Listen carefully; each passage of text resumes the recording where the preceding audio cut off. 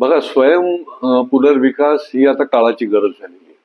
मोठ्या शहरामध्ये जिथे जुन्या इमारती आहेत, मोडकळी झालेल्या आहेत, धोकादायक झालेल्या इमारती आहेत, रिडेव्हलपमेंट आहे, तर अशा वेळेला एकतर विकासकाला देण्याचा पर्याय तर सध्या आहे, परंतु सेल्फ रिडेव्हलपमेंट शासनाने जी एक चांगलं प्रोत्साहन देणारी योजना आणलेली आहे, त्याचा अधिकाधिक लोकांनी लाभ घ्यायला पाहिजे.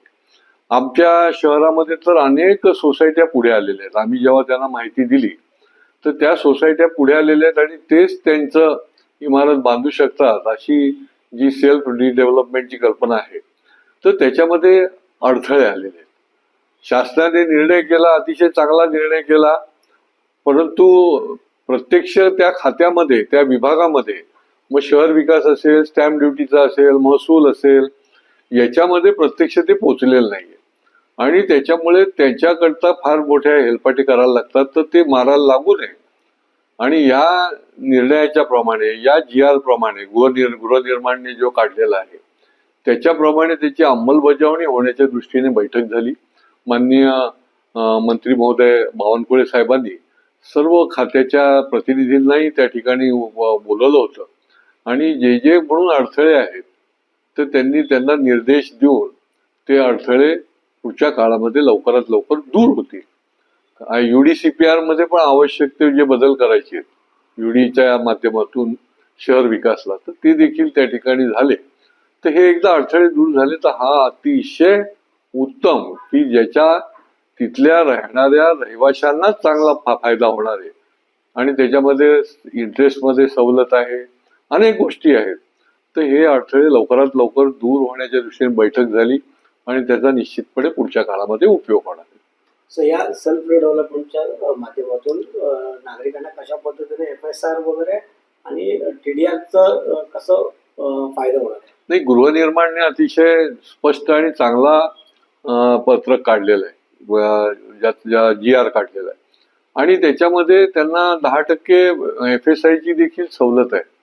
म्हणजे त्यांना जे वाढीव FSI टोटल याच्या 10% वाढीव मिळू शकतो, की ज्याचा रहिवाशाला फायदा होईल, थेट फायदा होईल. मध्ये विकासक नाहीये, तिथल्याच लोकांच्या करता तो मिळणार आहे. किंवा स्टॅम्प ड्युटीच्या बाबतीमध्ये देखील त्यांना सोसायटीच्या बरोबरच ॲग्रीमेंट राहणार असल्यामुळे स्टॅम्प ड्युटीमध्ये सवलत आहे.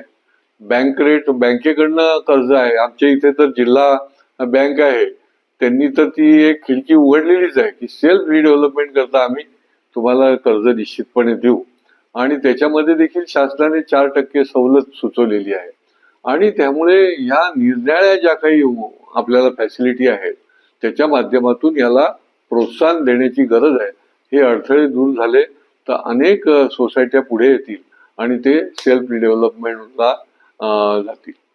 सर, 7/12 वरती एखाद्या व्यक्तीचं नाव असेल तर त्याला ते डिजिटल कार्डच्या संदर्भात काय या संदर्भात माहिती नाही. आता काय होत आहे की आता ज्या ज्या ठिकाणी हे प्रॉपर्टी कार्डामध्ये कन्व्हर्जन चालू आहे, पण 7/12 मध्ये जेवढी जागा दाखवली जाते ती प्रॉपर्टी कार्डामध्ये दाखवली जात नाही, अशा प्रकारच्या खूप मोठ्या प्रमाणात तक्रारी आहेत आणि त्याच्या दृष्टीने देखील ते नुकसानच आहे. एका दृष्टीने त्याच्यात अनेक प्रकारच्या चुका आहेत.